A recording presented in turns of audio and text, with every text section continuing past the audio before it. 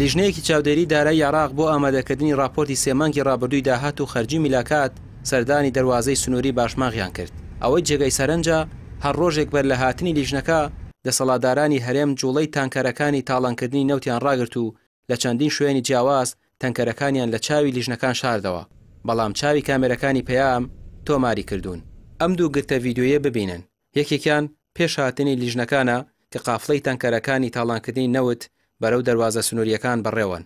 ئەوەی تریشیان دوای هاتنی لیژنەکەیە کە ڕێگای دەواازە سنووریەکە لە تەنکەر خاڵی کراوە. ئەوان وا تێگەیوێ نەگەر تەنکەرەکان بشارنەوە ئەوەی تر عێراق نازانێت نەوت بە تەنکەرە فرۆشرێ.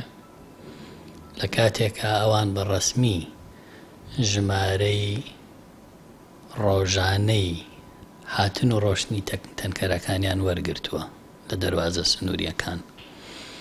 وەگەر ئەمە کارێکی ئاساییە بۆی شارنەوە لە چاوی لیژنەکان، ئەگەر کارێکی نایاساییشە بۆ ئەیکەن. خۆی ئەگەر ئەمان لەسەر شەقام و دەواازە سنووریەکانیش بیشارنەوە کە نەوت ناڕوا بە تەنکەر، ئەوە ڕۆژێکە دوو ڕۆژە ڕۆژەکانی تر ئەم هەموو قافڵەی تەنکەرە بە دڵنیاییەوە عێراق و خەڵکی کوردستان و وڵاتانی شەزانن کە نەوتی هەرێم ئێستا بە تەنکەرە فرۆشرێ داهاتەکەشی بۆ کوێبرێت دیار نییە. ڕۆژانە نزیکی 2000 زیاتر تەنکەر دەڕوا و دەگەڕێتەوە. بەڵێ تقریبا نزیکی 400,000 بەرمیل لە فرۆشن، 250,000 دەنەوە بە کۆمپانیا بیانیەکان بۆ ئیستیحقاقی خۆیان و بۆ ئەوەی کە ناویان ناوە قەرز نازانم چییە.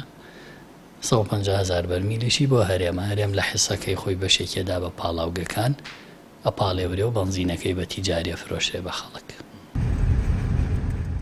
دەوترێت دەسەڵاتدارانی پارتی وێکێتی بە شاردنەوەی تەنکەرەکان لە چاوی لیژنەکانی عێراق پێیان وایە ئیتر بەغدا زانیاری لەسەر قاچاغی نەوت نییە و داتای ڕاستەقینەی لانیە، بەڵام ئەم شاردنەوەی تەنکەرانە وەکو خۆشاردنەوەی نەعامەیە کە لەسەری دەکات بەژێر خۆڵەوە و وا دەزانێت جەستە گەورەکەی نابیندرێت. ڕۆژانە لە دوای ڕاگررتنی فرۆشتنی نەوت بە بۆری ڕۆژانە دەسەڵات حکوومەتی ماوە بە سەرچووی هەرێم 300,000 بەرمیل نەوت ئەفرۆشرێ، چ بە پاڵاوگەی ناوخۆ چ بە تەنکەر. هیچ کەس نازانێت داهاتەکەی چی لێت و چێتە گیرفانی کێوە و بۆ خەزەنی گشتیە گەڕێتەوە یاننا. ئەمە بەڕاستی سەرپێچێکی گەورەیە، توانم بڵێم تاڵانیەکی گەورەیە بۆ سەرۆت و سامانی ئەم وڵاتە. وەزیری سامانە سروشتەکان بە وەکالەت هەیە، بابێت بە خەڵکی کوردستان بڵێ ئەم تەنکەرانە چین کە هەموو بوونەتە بارگرانی و کێشە و گرفت و خراپی هاتوچۆی سەر ڕێگەوبانەکان کە هەمومان ڕۆژانەیان بینین، بە دەیانن بە سەدانن بە هەزارانن. هەر کەسێ بچێتە خاڵە سنووریەکان زنجیرەی تەنکەرەکانە بینێ کە هاتوچۆەکەن. بەپێی زانیاریەکانی پێیام ڕۆژانە نزیکەی 2000 تەنکەر نەوت دەفرۆشرێت کە دەکاتە 400,000 بەرمیل نەوت لە ڕۆژێکدا. 250,000 دەدرێت بە قەرزی کۆمپانیاکان کە کەس نازانێت بۆچی قەرزیان لێکراوە. 150,000 بەرمیلی بۆ هەرێمە، بەشێکی دەدرێت بە پاڵاوگەکان و دەکرێت بە بەنزین و بە نرخی بازرگانی بە خەڵک دەفرۆشرێتەوە. ڕامیار عوسمان، کەناڵی پێیام، سلێمانی.